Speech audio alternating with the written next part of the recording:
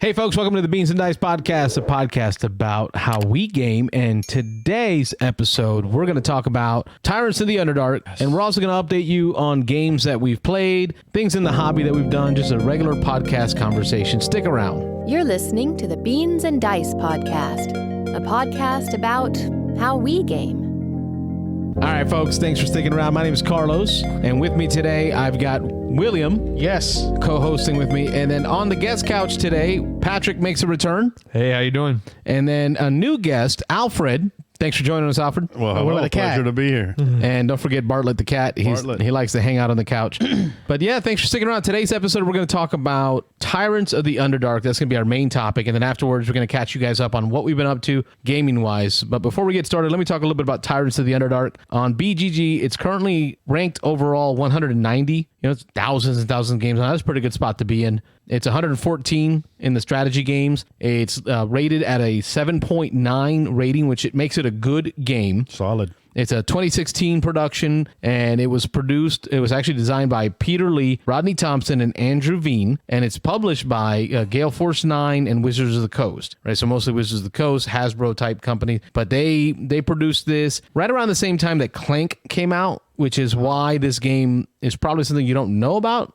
If you're listening to this podcast, you probably haven't heard of it, but our group has found it to be a solid hit. So last time we podcasted, we talked to Patrick about it. He was interested in it. Indeed.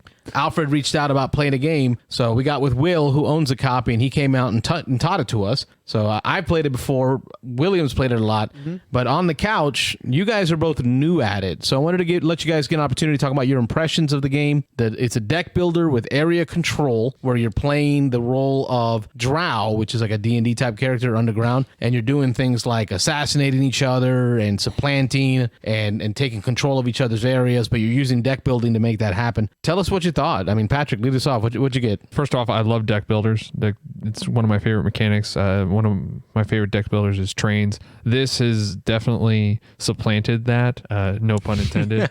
Just because of theme. The theme was there. The theme was strong, especially the intrigue part. And it was just great. It was fun. You know, I love, what's that other deck builder where you just play and you just build a deck? Yeah, Ascension. That's the one. Ascension. And you know, that's the main thing is just deck building, like Dominion. And Dominion's great, don't get me wrong. But the just adding this area control like trains, where you have that area control, and then there's lots of player interaction. I love games with player interaction, where we were just going after each other, and it's just a fun time. And you know, you're just interacting with each other. You're having fun. You're beating each other up. You know, for control of the Underdark. Just wonderful time. That's really all I can say. It was a hit, wasn't it? It was totally. Pick it up, try it out. I got 2 thumbs way up. Have you played Clank? I have played Clank. I do not care for the theme or the artwork. And it just kind of takes me out of it. It's too cartoony in my opinion, for my taste. You know. So you would rate this one above Clank? Oh yeah, way above Clank. Above. Alfred's fairly new to hobby gaming. First time, long time. Right, so you've played a lot of role play games before. Oh, yeah, role playing. So this D&D world is what I thought you would enjoy. When you said, "Hey, I want to come out and play a game," I thought, hey, this D&D game might be a great way for you to get into some of the deeper hobby games and learn some new mechanisms like deck building. What would you think as a new guy? For it. Oh, intriguing. From the beginning, it was, kind of hard. The curve, once, maybe the 4th or 5th hand went by, you really get into the game. There's a strategy aspect as well. I thoroughly enjoyed it. I'd like to play it even more to really get together some type of strategies next time and not just survive. That's basically what I was trying to do. Okay, I know he likes to say he just survived, but William, you were just looking at the scorecard. Did he just survive? No, he won. Oh, he won. Okay. So yeah. You didn't. Yeah, you were asking a lot of questions, and I was like, okay, maybe he needs a lot of. I think I helped you way too much. Is what it was. Because I lost. You did. I was in last. But I'm sure part of it is when the new players out there were less likely to go and pick on the new player. Yeah. We didn't pick on you. Yeah. Patrick, you said it, player interaction, right? And I don't mean just player interaction in the mechanics of the game or the rules of the game, but outside of that, the social aspect of the game. That really came into play because what you did well, Alfred, the gameplay's fast. Was the social aspect, right? You were being kind to people. You were talking. You got to make alliances. Hey, William, I'm going to go attack him over there so that you and me are cool, right? You were saying things like that. You got to make alliances.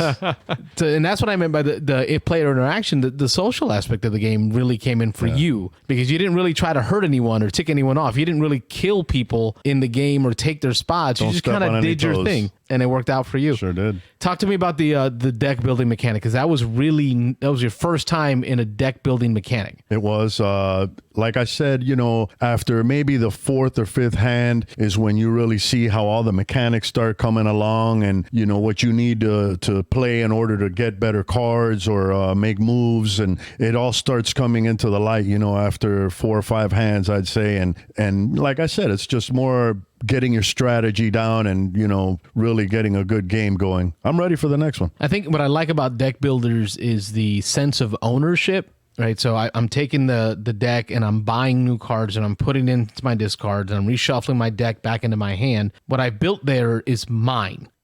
How'd you feel about your deck as you guys went through the game? Did you feel you built a good optimal deck that comboed, or were you upset about cards that you purchased, thinking, man, why'd I buy this card? I was never upset about a card I bought, and as far as finding combos in it, I've realized how you were saying that I was just killing off troops, and that was kind of how my deck was going. And I had 15 troops killed, and that was pretty much double the next highest person. So that was you were the goriest, most murderous player today. First blood. Yes. and second and third and last. Actually, he only killed 5. He literally only Alfred, killed 5. That's what I'm saying. Alfred only killed 5. But was it 5 of our colors, Alfred, or did you only kill? He killed majority of the neutral colored. Yeah, you killed NPCs. I think he's only killed 1 of mine. 1 and maybe 1 of Patrick's. That goes back to Alfred playing the social game, which is don't step on toes, don't burn bridges. Don't. You got to make alliances. Well, because William came after me, and then me. We Puerto Ricans, we have a long memory. We hold grudges for a very long time. Too many Friday night fights. I have to punch you in the face. I don't get it, but after that, you just became a main target. So then we just spent time fighting each other, which I lost, but I knew you were going to win. Which is what I was going for. Is that what you feel better about? Yeah, I was like, I'm going to lose, but he's not going to win. He ended the game. Yeah, William did trigger the end. Because I was like, you know what? I can't win this, or I can't. No, I see him. Nope. Got to end it. So, well, I think you had to end it because Patrick was getting this. I think he would have gotten scoring mechanism. If we went I think he would have netted. I think he would have netted almost another 10 points if I did. So, not necessarily. If you hadn't finished the game, he would have done what he probably would have did. He was already planning to do it. Would have found a way to counter it or something like that, too. And you're right, because when it comes to Alfred, he wasn't attacking anyone, but what he was doing was dropping his spies on your areas, and when you put a spy into someone's area, you remove their total control, so they don't get the extra bonus points. But he didn't kill him. He just I'm just going to stand right here and watch you, and then prevent you from getting points. My cards wouldn't let me. I wanted to get at Patrick's troops earlier, and the cards that I had going in my deck weren't allowing me to do that, and that's what I wanted to go in there a little bit more. I couldn't, because you didn't believe in the heart of the cards. Yeah. You gotta really believe. Next time. What you gotta think of the production of the game, right? Let's talk about artwork, the box itself, what's in the box. What do you think? I think it reminded me old school. When I first came out and I opened it up, it reminded me when I started playing D&D 3rd edition. So when I first opened up the books and the artwork, I was like, oh, this reminds me of the artwork from 3rd edition Dungeons & Dragons. So I like that. And obviously the plastic components for the troops. I think it's overproduced, to be honest with you. You don't need half the things on there for the game to work. What's the retail price on that? Oh, I don't remember. I bought it back when it first came out. So for 4 years I was looking at it on Amazon. I think it's like 60. I thought 60 something bucks. I got that for like 42. Yeah, around 40, 42, I think. That sounds good. And I got it because it was on sale. Because when it first came out, like you said, Clank was out and nobody was buying it. I'd like to try Clank. Nobody was buying it because it flew right underneath the radar. And then I brought it out. Me, Rob, and Carlos played it, and then next you know, Rob bought a copy of it. So, and Rob is the most like anti-theme guy. Rob is he's the rice to my bean, just average, plain, white, Vanilla. right? No salt, nothing. When it comes to theme, it's not his thing, but he immediately was drawn to this game. That tells you how good the mechanisms of the game are, the rules of the game, and the way it there's plays. various mechanisms. He going doesn't on. care about the artwork, the names on the card, the locations. None of that means anything to him. To me, that's what adds to the game that makes it from here to like there. I but agree. most of the time, he doesn't do a lot of good. He doesn't do really well with a lot of games of conflict, which I'm going to say right now. We were loud. Yeah. We were yelling at each other. We were pointing fingers, telling he's gonna win. Stop this, do that. Which is again game interaction. For people who say this has no theme, it's got It's theme in dripping it. with It's theme. It really you does. are a drow and you are backstabbing someone who you just say, "Hey, dude, I won't attack you," and then 2 seconds after just said that, "Well, I'm gonna attack you now." Sorry. I just have to. I'm those going to do not- that. As Familiar. Alfred said to Patrick, I'm sorry, the card made me do it. It wasn't me, it was the card. I had to. But I think Robert plays like Alfred does. If I just kind of stick to myself and not try to hurt anyone, I might be able to build my little engine, and then towards the end of the game, play this combo that lets me just take over areas on the board and get those points and end the game. So I think for him, that's his style of play. And the game doesn't end.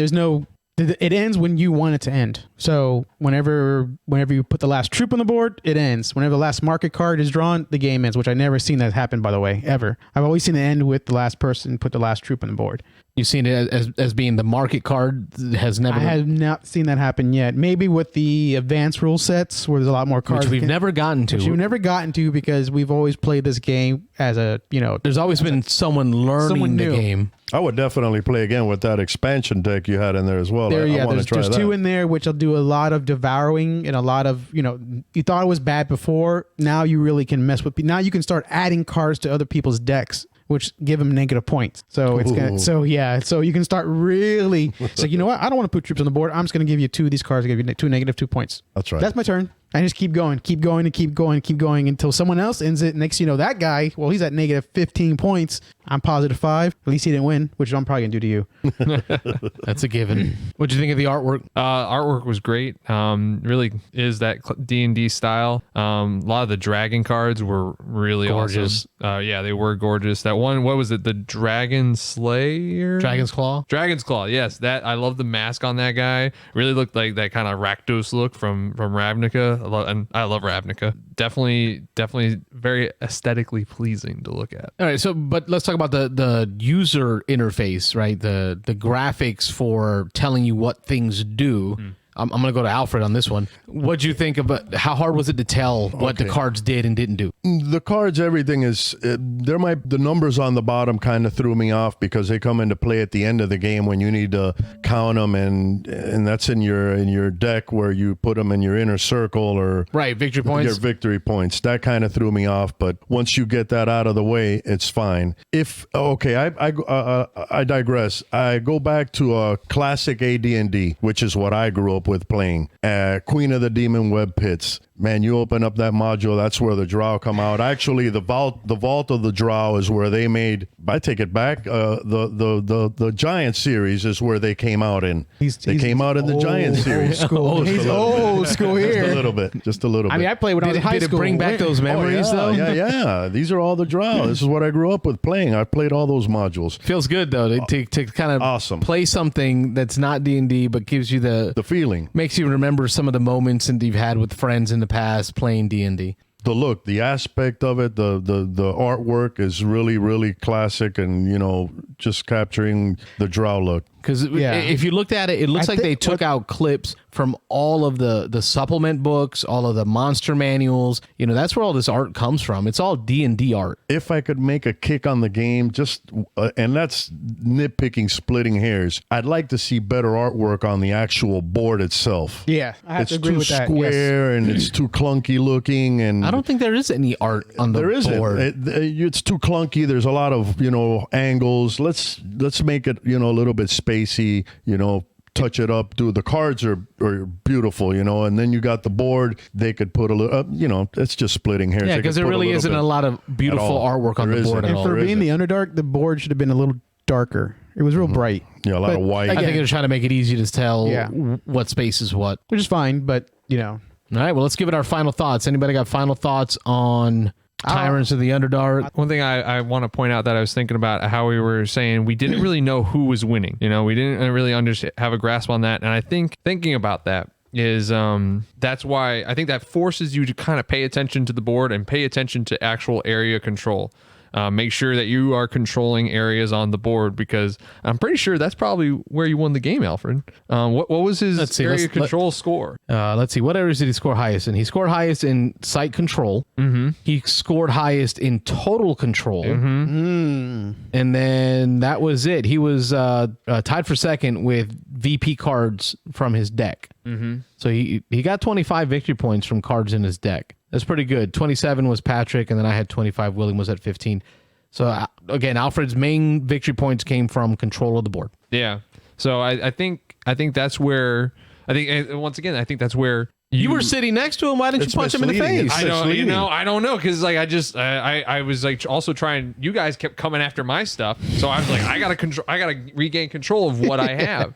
He did it. He did it. I'm sorry. He did it. Because Alfred didn't punch him. No, Alfred never punched him. And the cards. You didn't have a reason to punch him. And it was just like, I had opportunities to go place an assassin there or a spy there, and I was just like, well, can I flip that to my side? Can I at least take like two of his guys out? And I didn't really have those opportunities where those opportunities were probably more profitable in one of the other areas. You know, something that you can actually get points. I was contending over with one of you guys. Player turn is crucial to who would you like to make an alliance with. Player turn.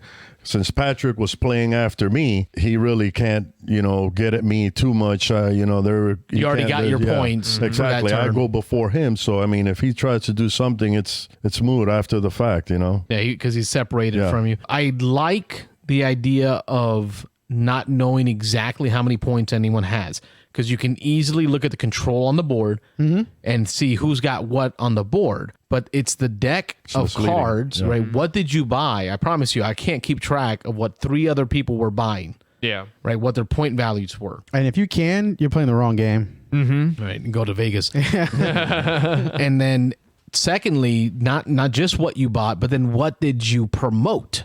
Mm-hmm. Right? Because promotion, I promoted 5 points worth of stuff. Yeah, that's it. 5 points. And William, you promoted 10? No, 18. No, 18. 18 points worth of cards that you promoted. Right. So that without being able to keep track of all that, it makes the game, I think, good in the sense of you're not sure if I should end this right now. Am I where I want to be? William found out he wasn't. Nope. Oh, I didn't think. I think I was maybe third, but I think it was last. You ended it, but you were last. But again, if I didn't, I think it would have been between these two, because I looked at the board and I said, maybe he can get another 10 points. Maybe he can get another about 5 to 8 points. So Patrick is going to get 10. Alfred getting about 5 to 8. If I had a chance, I need to end it now, which, again, I didn't know what they had. I didn't realize that both you and Alfred had 25 points in their deck alone. We were. I was like, what? Well, see, my strategy was whenever I bought, and I think Alfred was the same way. Whenever I bought, I took exactly the highest card I could buy every time. And, That's what I did. I wasn't focused on trying to combo build Patrick anything. was getting all the dragon cards. He's the one that had all 6s and 7s. Every time he's getting one out of the deck. Well, we were lucky because William was able to. I was killing him. Devour those cards and prevent Patrick from buying them. Real good ones, yeah. Yes, because you played after. Yeah, that's right. Yep. So overall, I'm going to say Beans and Dice as a group, we recommend this game. We wholly recommend this game. This is not the first time I've played it and won't be the last. We'll continue to play it. So when it comes to Tyrants of the Underdark, folks, Carlos, Will, Alfred, Patrick, and I know Robert because he owns it. They're going to tell you, find someone that has it, play it. You'll love it. Tyrants of the Underdark. Beans and Dice, recommended. You're listening to the Beans and Dice podcast, a podcast about how we game. Hey folks, welcome back to the part of the show where we talk about the geeky goodness that we've been up to. Gaming things that we've been doing, miniature stuff that we've been modeling, painting, any games that you played, things that you bought, just stuff that we want to share about. So I'll lead us off. I wanted to talk a little bit about what I did this past weekend. So this past weekend, I hosted a Crokinole tournament at Your Turn. So it was a tournament with Crokinole. It's a disc flicking game It's an old Canadian game. We had 6 people show up, and we used the new Mayday board. So Dan had a pair of Mayday boards. I had a pair of Mayday boards. So we had 4 boards in total, and we played a double elimination tournament. So that was 6 of us playing. At the end of the day, Robert got the win again. That's the second time we've done a tournament, and Robert has gotten the win. I can't seem to beat the guy. I got second place. I got to meet a cool guy named Jordan out there. He's new to the area, so he hung out. We played some games after that. But that was my weekend. That was the big thing on the weekend that day, which was the Crokinole tournament on Sunday. So anybody got any other games that they've played or things going on? For me, no. Mostly playing games with you, trying to get some more stuff being filmed. We did read the rules over for Caesar, Rome versus Gale. That's right. We're hopefully get that on film here soon. That'll be another 2-player game for Friday Night Fights. I personally have been working a lot. I'm printing a lot of 3D stuff for games. That's what I've been doing. Except for the last couple days, I've been having it running almost 24 hours. I need some tokens for Mansions of Madness, please. So, yeah. Now you got the hookup. Yeah, so no, I got that's what it's going to be. And then I started breaking out my airbrush to start learning how to airbrush because I'm going to paint a lot of terrain. I got that going on. I'm just really been shopping a lot on the GMT's website too. I bought like another 4 games. Uh-oh. Yeah, I got bit by the bug. So GMT makes good stuff. That Caesar versus Gale one that you were showing me that we did the rules on. It's like a counterinsurgency game. I don't know if you guys have heard of Twilight Struggle. Right? So Twilight Struggle is a counterinsurgency game where you're using your power and your presence to take control of areas, but then it adds this war game mechanic to it on top of it, where you're actually fighting with each other.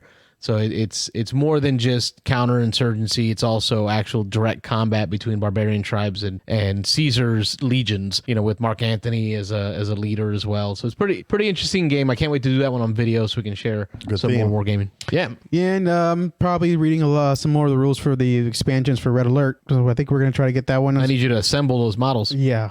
So I got to put them all together so we can get those films, so we can get that on the board. We actually could probably, because that does say 2 to 6. Because you can play it like an epic style game where you play with multiple people on each side, each controlling the sector, and you can even do 8 where someone becomes a commander. But I think the rules in there are for 6. Yeah, the rules are in there for 6. So that's pretty much it. Besides that, I'm on Thanksgiving break, from work. So it's only second or third day. So I still got plenty of time to do other things. But I think I'm going to focus on more painting now. Because there's a lot of games being played, so that's a what I'm hobby do. within a hobby. Right. Yeah, it's another expensive hobby within another expensive hobby. What about the couch? What do you guys got going on gaming wise? You want to share? After last Tuesday when we played Brass Birmingham, we were talking about Dungeons and Dragons things and easy ways to get the kids into Dungeons and Dragons. I talked about my not failed attempt, but very rough attempt to do a one-on-one session. No, I think you said daughter. Failed. Those were like the words you used. That's what I said, but you know what? I'm trying to be self-love, man. Self-love. I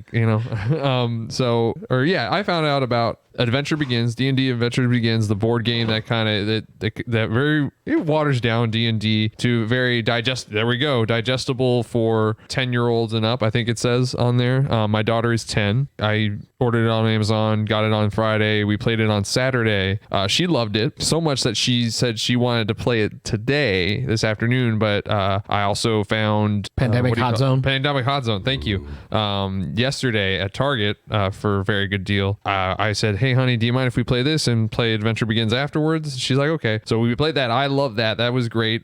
Great, short, simple, and to the point version of Pandemic. You cut out one of the diseases. It only uses North America. Is that right? Mm-hmm. Just North America. Only 3 diseases. And just tweaks a lot of the rules.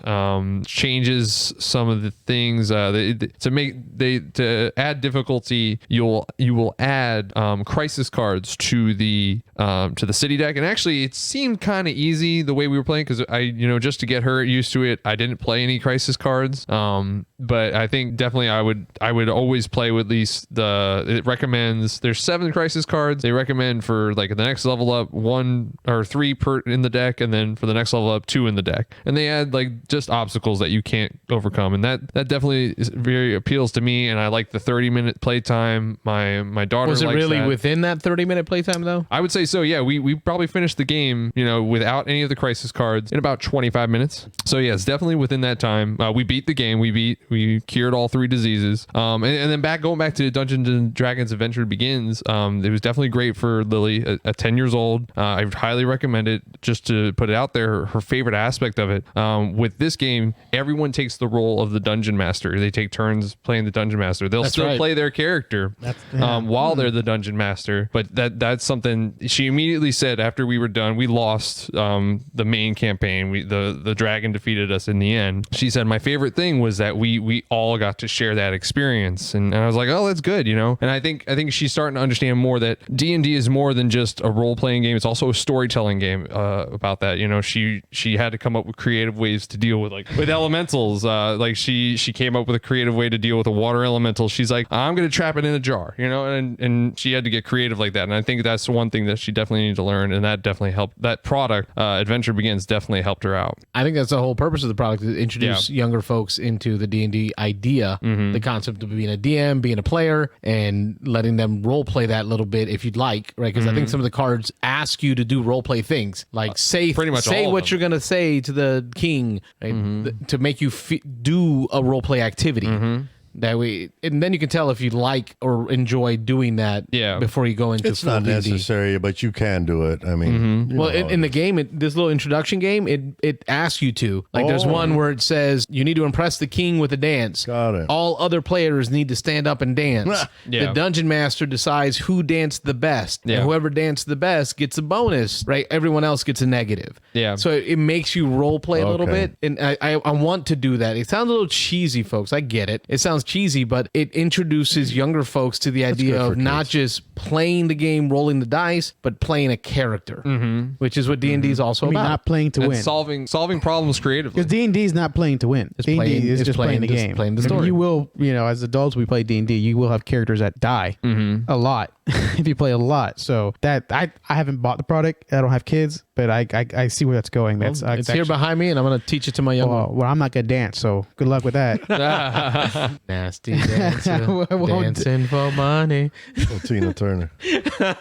Alfred, what you been up to game wise? Well, I'm a newcomer to the sport. I'm a newcomer to the hobby. I've started collecting games that pique my attention. I'm all in with Mansions of Madness 2nd edition. All in. I have several hobbies. I go back to my painting days with my armor model building days, and I've painted all the models, the miniatures that came with the Mansions of Madness. And, when you say all, do you mean all? All the expansions, all the Painted, miniatures, all the miniatures are painted. Todo, todo. You painted all of them already. Todos. Wow, that's a rarity right over there. Todos. So when we do play, we're gonna have to ask you to host. I'm Because ready. my models are all gray plastic. I'll put it down here, or you can come over. All right, so we need to set up a game day. That's gonna be a challenge because I really like Mansions of Madness 2nd edition. I can't get enough. It's legit good. I haven't played any of it, so. Oh man, you're in for a It's good a one. good game. There's an aspect of What is it? Is it semi-co-op, co-op? It's all co-op. It's full co-op. It's the app. It's the app that will Driven- app blow you control. away. It's the app. That's why But the app also adds things like puzzles. sound effects. You got to pick a lock, right? So you're going to try to pick the combination of the lock on the app itself. It gives you this feeling of stress. Immersion. Yeah. It does all the heavy lifting. I've heard that so many times. It does all the heavy lifting. It keeps all the hit points for the monsters. It lets you know when you have to evade an attack,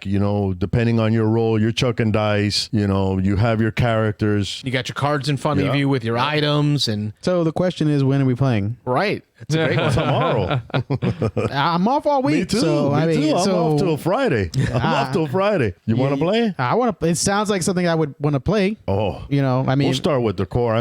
The best one. Man, to go all in. No, because they're all scenarios. There's scenarios. You got to work your way up. It's not like, let's go jump in this one.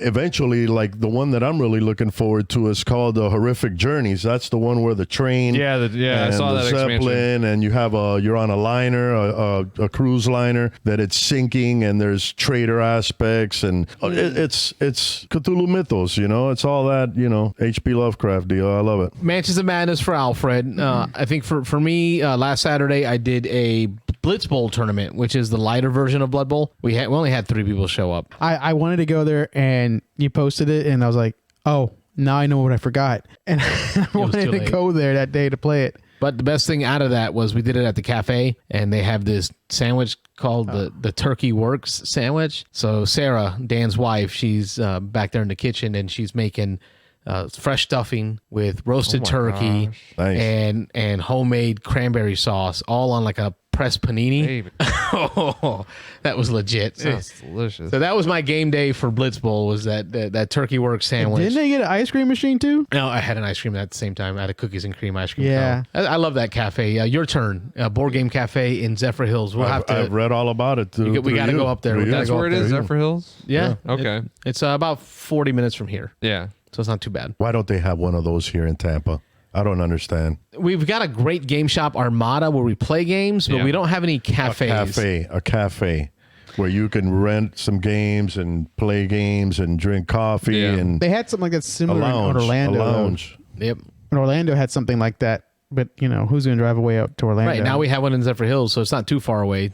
I love going up there. I played Campaign Manager 2008. So Campaign Manager 2008 is I think it's a Z-Man game. Did you find out who won? John McCain. Okay, so What? It's a 2008 board game where you play the role of the campaign manager for either the Obama campaign or the McCain campaign. You're going to build a deck of 15 cards, and that's it. You only use those 15 cards the whole time. So you're actually building a deck with the cards available in the game. And what's going to happen is the battleground states are going to come in. So right off the bat, you start off with 160 electoral votes. You need 270 to win the election. Yeah. So Obama has 162, but McCain has 160, and then you got to get the rest of your votes to win the election. And at each turn, you're going to play a card or draw cards. There's 4 states sitting in front of you where each state has these electoral markers on there where you got to win the electoral votes, the electorate, to win that state. You got to control all those little areas on that state. But there's 2 separate tracks for that. One track is the economy track, and the other track is the defense track. So the conservative side tends to be more of the defense issues, where the Obama side tends to be more of the economy issues, because the economy was having a tough time at the time. It was starting to get it tough. And then you're going to play events that are actual events from 2008, like things like Drill Baby Drill or Bomb Iran or Troop Surge, right? And what that's going to do is impact the way the electorate feels, and is going to let you take control of different spaces on the board. Once you have total control of that state's electoral on either one of those 2 tracks, and it's the majority track, you win that state, you add those electoral votes to your track. First one to 270 wins. 45 minutes tops. I played around, Dan played around after me. I even played it the following day because it was that light, that fast, that fun. And I think it was timely. Like with what we're dealing with today, Right. it allowed us to have a little levity in, with all the issues we're dealing with. Pandemic. that's why I asked. At least there was a winner. Right. A clear winner. I don't care. It does say that if you get to 269, you just call it a tie. Oh, no. Really? Yeah. Oh. Recount. So that was 2008 Campaign Manager. And then the last game that I played that I really enjoyed, Robert brought it. It was Flamme Rouge. It's a bicycle racing game where you take a team of bicyclists and you're moving both of them up the track to try to be the first one across the line. Like one of them has to cross the line to win the game. And it was light, fast. It was difficult because you have to draw cards and select what one of your teammates is going to do. And then you draw cards and select what the other one's going to do. So you have to pick which order you're going to do that in. And you're not sure what you're going to get for the first one. So you can't really plan the second one until you play the first one. But then you play the first one and then you draw the second one. And you're like, well, that's not going to help, because what you don't want to do is be out front alone, right? So if you're out front where there's no one in the line, you got the wind blowing on you, right? So when the wind's blowing on you, you have to add these fatigue cards to your deck. And as soon as you cycle through your deck, just like a deck builder, you shuffle up and you start drawing. Now you're drawing these stupid fatigue cards because you didn't plan to be out by yourself, but it just ended up that way, or someone left you behind. So there's this balance of teamwork where you're like, hey, Will, I'm going to play a 5, and if you play a 6, we can be in line, but you'll be in front. Next turn, I'll be out front, and then you can be, you do these things where you try to work together, but then people mess that up. Now, Flamme Rouge, That's not going to really happen. good. Me and you would game. not do that. Sorry. Yeah, we can never team up. do that. No, we can never do that. That was the last game I played. What do you got, Will? Anything else on the geeky goodness? We played a few games. We played Alien Bug Hunt. Oh, that's right, Alien Bug Hunt. That was legit. Who that was? Upper Deck. Upper Deck. Yeah. Again, another game that just right underneath the radar. So talk about the game. Upper Deck. It's the second game I have from Upper Deck that's not completely card-driven game. But There's miniatures. Yeah, there's actually like miniatures that represent your squad, and you literally like Aliens. You randomly pick 3 missions you have to complete, and you have to go inside the complex and pick up mission tokens, and then all you have to escape via the same pathway you got out. Problem is, every time you open a new area, more aliens come out, and the aliens are represented by dice. And the way you kill the alien is you actually got to roll the dice. And if a certain, We all know about you and dice. yeah, it was bad. Without Carlos, probably would have lost the game a lot sooner, even though we still lost it anyway. But it literally puts you as you thinking, oh, we had this, and maybe 2/3 of the way game. It just punched us in the face really hard. Said, nope, sorry. Here's 5 aliens. Oh, here's 6 aliens. Here's another 7 aliens. Oh, we can't. It has a pandemic mechanic. When you run out, you can't put any more. The game's ending. Game over, man. Well, there's cards that say that too. There's literally cards that say that. I had Ripley as my character. So you have a squad of 3 people, and one of them's a point man, and then behind that, the point man's always the one to get eaten first. But I had Ripley on my team, and the idea behind the game is you have to get to these objectives before all of a certain number of the aliens escape out of the area, and that's where the tough part comes in. The more you explore, the more aliens come out. The more aliens come out, the more they start leaving the base. And that's that's the tough part, is like, how much do we explore versus how much do we fight what's here? Like, do we go kill what's here, or do we just let them go because we're almost to the end? Yeah, I mean, you do get powers. The main leader of the squad has a power. I think Ripley's was you get to add another character to your squad. So that's what I think you had. Ripley, and you had... Yep, I had 2 characters because Ripley let me add a second character, but her ability was, if I'm in a spot with an objective, I can add extra combat to it. So in other words, she's always protecting the objective, like stay away from her, you son of a... Well, I had Lieutenant Gorman, so... And you know how he was in the movie, so yeah, it wasn't good. It wasn't good. So yeah, I had I was pleasantly surprised with that game. I expected garbage. No offense, Upper Deck. I expected garbage, and I walked out like, that was a fun, fast game. What I liked about it, because I'm an Aliens fanatic. I'm actually got the Gale Force 9. I pre-ordered that, so I have the entire set for that. We'll play that when that comes out. That's a cooperative game as well. But the box was like an ammo can. Yep. So it opens up somewhere like an ammo can, and everything just fits perfectly in there. So Smart. They made it to it's about this long, it's about the size of an ammo can, and everything works. And the component quality was very high. Miniatures. Yep, you got miniatures representing each of the characters for the squad. So like the lead character. Yeah, there's a. Yeah, well, there's a 4 Marine miniatures. They represent, Hicks, Hudson, Vasquez, and Apone. But there's no Ripley one in there. But she's represented by Carr. So it's really representing your whole squad is what it is, and then you move them across the board. Aliens, how do the aliens look? They're dice. They're dice. Oh, and the dice are kind of like translucent black and gray. That's cool. So, there's only 2 sides on there that can hurt you. The other sides are blank, and if you roll, blank, I wish I had it on video. You rolled many. There's only one side on you that hurts you. And I kept rolling them. And that was just, he couldn't stop. Bad. It was real Stop. bad. What's that other alien game that's out now that has just come out? Oh, I'm at a loss for that one. It does have an alien creature on it. Is it Nemesis? Yeah, Nemesis. Yeah. There you go. Nemesis. Yeah, I'm getting that soon too. Oh, that one looks because that's got the aliens feel to it. It's not the aliens. No, it's aliens. Let's be honest. It's aliens. It is. Without the copyright. Everyone loves to recreate that. Real good mini for that alien. It's funny because what's funny is the other alien game that's going to come out. I saw someone do a video about it, but everyone remember Space Hulk? Yeah. Right, remember how Space Hulk had that whole random spawn of the Tyranids? Yes. And it was represented by little blip tokens. Right. Well, guess what? The Aliens game's called Another Glorious Day in the Core. Oh. Guess what they do? That's where they use that Space Hulk mechanic to actually represent. Cause that's how it was in Aliens, but they're represented by blip tokens. They look exactly like they do in the motion tracker, so they move across the board. Once you see them, you flip them over, and that's how many aliens just pop out of nowhere. They're coming out of the wall, whatever you want to say, coming out of the walls, whatever you want to say. And that game's got miniatures galore. You can Zombicide. That's another. Well, that much. Command Game does a lot of minis, but this one's got each one for the main character of the movie. It even has Newt, and it even has Ripley in the loader. Did you back this game? Yes, I got it. So it should be here by middle to late December. So I'm hoping we can play it during the Christmas holidays. Called Aliens? It's called Aliens: Another Glorious Day in the Core. I think I saw that. It's from Gale Force 9. Yeah. So I got the version where you actually have them, instead of using the little tokens and little chips for the sentry guns, I actually got the 3D sentry guns and little barricades. You can do that. You can make those now. Yeah, I know. Yeah, I know I can make those. Yeah, but 3D printer over here. yeah. So I'm gonna get into resin printing soon. Just not there yet. Glad I've met you guys because I'm just gonna rely on you for all the good board gaming goodness.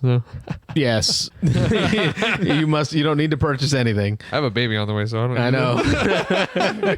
I honestly stopped buying games because every time I tell him I'm gonna buy something, like look at this. I bought this and we played a copy. Next thing you know, he bought it. It's a good Sekigahara is what he's pointing to, folks. It is a great game. All right, any more geeky goodness from the couch before we sign off? What else have you guys been up to game wise? I mean, other than that, I've been just what's the word? Just narrowing down a commander deck for Magic the Gathering, but I haven't. I mean, the store hasn't been open, so I haven't really been able. Well, to Wizards of the Commander. Coast have had that shutdown that on in-store events. Oh, they posted that. Oh yeah. Because Wizards of the Coast is yeah. really trying to keep people from meeting up at stores and stuff. What about you, Alfred? Okay, I What got you a couple of games that I've played, and they're actually, you can play them by yourself or with another person. These are adventure games by Cosmos. The one is The Dungeon. I don't remember. I can't get. It's called The Dungeon, and then the other one it's more like a sci-fi medical facility type adventure game. You got to look into these. These are. Are those the games that come in that? What are the names? These are awesome. Are those the ones that come in like this white box, Yeah, like black? there it is right there. Oh no, those are not the ones. I'm Oh thinking. yeah, those are those like exit style Yes, games. yes, There's that's the makers, the Cosmos Cosmos, adventure yeah. games. Yeah. Yes. Which leads me to my follow-up statement of how I got these. These were on sale for $10 each, maybe 3-4 days ago in Amazon. The Essentials Kit back there behind Carlos for D&D. It's usually 15 at the Target. I got it for $7.50. That was on the website or in store? That was in store. We were in store to. Oh, wow. Lily wanted to go and look at all the toys to see what Santa, that she wanted to ask Santa for Christmas. So and one thing I wanted to get the Essentials Kit because it's usually just me and Lily playing games, and she wants to play Dungeons and Dragons. They have special rules in there for one-on-one games, adding sidekicks. They have a nice little adventure in there that I want to start getting into DMing and being that. The Essentials taking that Kit is the role. way to go. So, folks, Yeah. if you're listening, what we're talking I about. saw it advertised for $7.50. Yeah. Right. I saw that The one. Essentials Kit is different than the Starter Kit. The Starter That's Kit's 5e. going to That's give all you 5e. it's all 5e, 5th edition. The Starter Kit gives you the pre-made adventure with pre-made characters. So there's not a lot of D&D-ing in there, right? So what Patrick I think you're looking for is that creativity aspect, and that's going to come from the Essentials Kit because the Essentials Kit's going to give you the rules for how to create characters, and it's going to give you more of a sandbox adventure instead of a on rails adventure. Are you looking to create your own adventures or follow a module? Down the line, I am. Like I said, I said earlier, I love the Magic the Gathering World of Ravnica, that plane, and they have the Ravnica book for D&D. It's something that's probably going to go down the line. I know you were saying, Carlos, that you really want a combat focused adventure down the line.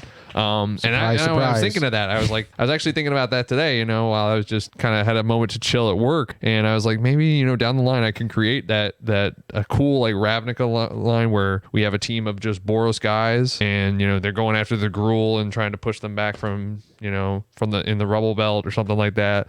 That's something I definitely would want to do. And eventually I think that's going to be a slow process now though. So right now, but yeah, that's definitely one of my goals. Well, I think you're pretty good. I think there's a few other people in the group that are doing this now because I was going to get back into it. I was like, you know what? Why am I going to buy it? You got that. And because I need to be refreshed on all the rules. So that right there would help me refresh the rules. And the best part is the refresh really isn't necessary. If you ever play D&D, 5th edition is going to be, as a player, you're set. Oh, okay. It's so much easier. I was under the impression that it sounded like Okay, so if you skipped 4th edition, you're fine. Like every 3.5, this is not far from that. This is very different than 4th edition. So if you were big on 4th edition, yeah, you're going to be learning a new version of D&D, but really it's what we kind of knew. It's just simplified a lot of it, you know. And the basic example I love to give people who are asking what's different from before to now is in the event that a situation grants you a bonus to do something, instead of having these number modifiers and trying to figure that out, or some more right, it just says roll 2d20s, pick the highest. You have advantage. It took the math out of it, what you're saying. Right. Okay. If a situation gives you a disadvantage, for example, if you're trying to shoot with an arrow a character or a target and it's obscured because of fog, I'm going to tell you it's obscured. You have disadvantage. You're going to roll 2d20s and choose the lower of the two.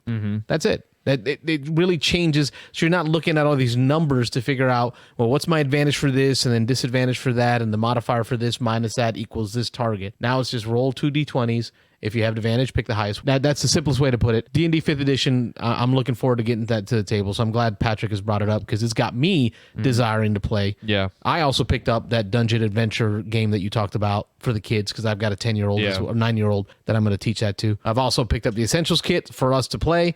And then I've picked up a bunch of tokens. Gale Force 9 is making these token sets, and I got these at Armada. And they include hit point trackers, initiative trackers. They include special actions, right? So like dodging and life points and all the tracking that you would do on a sheet. I got tokens for all these different types of classes. What are the tokens made of? Acrylic. Oh, they are? Yeah, so these are acrylic tokens, which I wanted to do a video on these, but you can see that, Patrick. Good catch, Patrick. There's one, Alfred. Wow. I got wizards, I got bards, I got clerics, I got the dungeon master. It gives you a player sheet in there that you can use wet erase pens. This is pretty nice. To keep track of your character. Because, you know, I have kids, right? So I want to teach to my kids. I think these are tokens, D&D tokens made by Gale Force 9. I picked them up at Armada. They're about $15 per set, but it makes it feel more like a board game, right? It's going to make D&D feel more like a board game in the sense of using tokens instead of pencils. compact. And it comes in this cool tin. Yeah. Right. So each Very nice. class will be able to keep their tin and upgrade and keep their character information in there.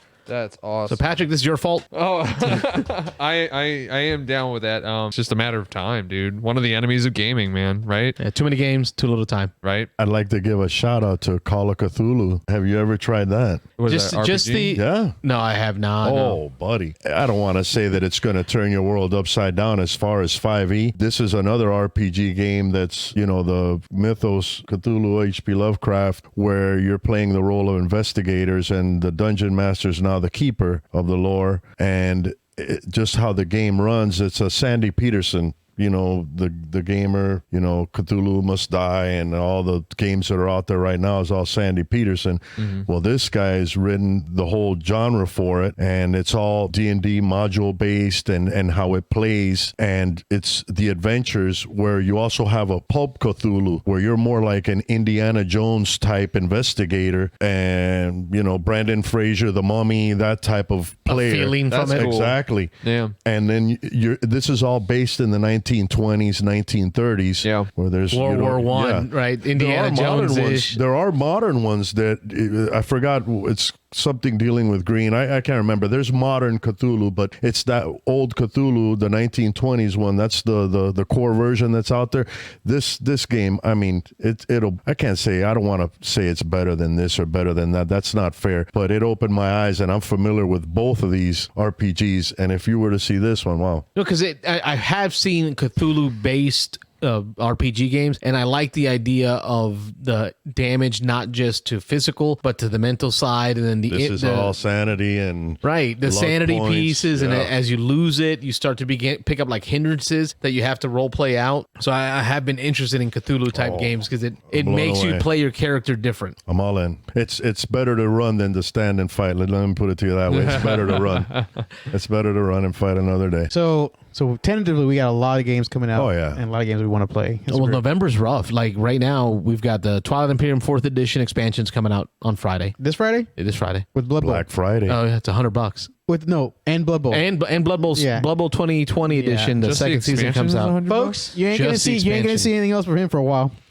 I mean, it's going to be a heavy Friday, a very heavy Friday Wow. for me. But I can't wait. Physically too, because those games are Those not are light. big boxes. Yeah, those are big Those are boxes. Big boxes. So yeah, Friday's gonna be big. We have a lot to talk about next week. We've got a lot of gaming to talk about next week. But I think I have to save the TI4 expansion as a Christmas gift. So that'll be saved as a Christmas gift. I think it might be the only time we get to play too, because that game, that's not going to be, that's what, up to 10 players now? It's not going to be 8 players, so it's going to push it up to 8 players. Eight players. You're going to be able to use mechs. So you're going to have mechs to be able to use to take planets. You're going to have agents that use their special abilities to do things to other people. No, I haven't. It's and it adds 2 new colors so that we can have up to 8 players. Yep. I think you guys would like it. I'll I'm play. not. I don't play it often. I don't like it too much, but I will jump into it once in a while. But you thought about player interaction. This game is all about player That's what I've interaction. heard. I've actually It's heard it all from him, too. That's Well, that's why all it William really doesn't is. like it. William doesn't like it. No, I don't like it because he's sitting on the other cross of the table and he's like, William, I think I'm gonna attack. Why? That's not I'm the not even case. doing anything to you. That never yeah. happened. Oh yeah. Like you're not even near my plate. I just want to do it, and then he does it, and then I declare and then that's war. it. It's all. That's all it turns out to. In the same way that tonight's Tyrant game, you saw William attack like multiple people. Yeah. That's what happens. He'll do little digs on people, then everyone comes after him, and then he gets all salty when everyone attacks him. You know, you got to play more like Alfred does. Just stay in your little glass of world. Don't burn any bridges, and you'll be a happier player. The last time I played, I did that, and someone said, "You know what, Will? You look too comfortable," and they attacked me. It wasn't me. It doesn't. Yeah, it wasn't him. The game is There's long. a lot of interaction. It feels like a role play game in space. So yes, Twilight Imperial 4th Edition, the new expansion comes out. We will need to get an 8-player game. So that's going to be happening Christmas time. A tournament. No way. we almost hosted one. It's a one-day affair. You realize that, It's right? an 8-hour game. Oh, that's enough. Yeah. We had 3. That's enough. It's a doozy from what I've heard. Yeah. We've had 2 games going on at one time at Armada. 2 games at TI4 Armada one time. I think there was a 3 and a 4-player, like small, like a 3-player game. Then we had a 4-player game and a 3-player game Yeah. going on, but we've talked about doing a tournament because in our group we've got like 4 copies of it. We can do 4 3-player games and then whittle down, till we have a final 3 bracket in place. We'll see. All right, folks. Well, that's a lot of stuff Yeah, we've been right. up to. Yeah. That's what I love about this hobby. When we bring other people in, guests in, we get to talk about different games that we would have never thought about, and share. So thank you, Alfred, for coming. Patrick, appreciate you coming out again. to be William. here. It's the first time I'm here doing this one. Usually we only do Friday Night Fights. Yeah, we just do, we fight each other all day. But Yeah, like thank we you do. for coming and helping Oh. me host. I appreciate it. No, you're welcome. And- Still gonna punch you. Okay. So I'm Carlos, I'm William. I'm Patrick. I'm Alfred. and we're the Beans and Dice Podcast, a podcast about how we game. And we will catch you on the next one, folks. Thank you so much. Thanks for watching the Beans and Dice podcast. Don't forget to like and subscribe.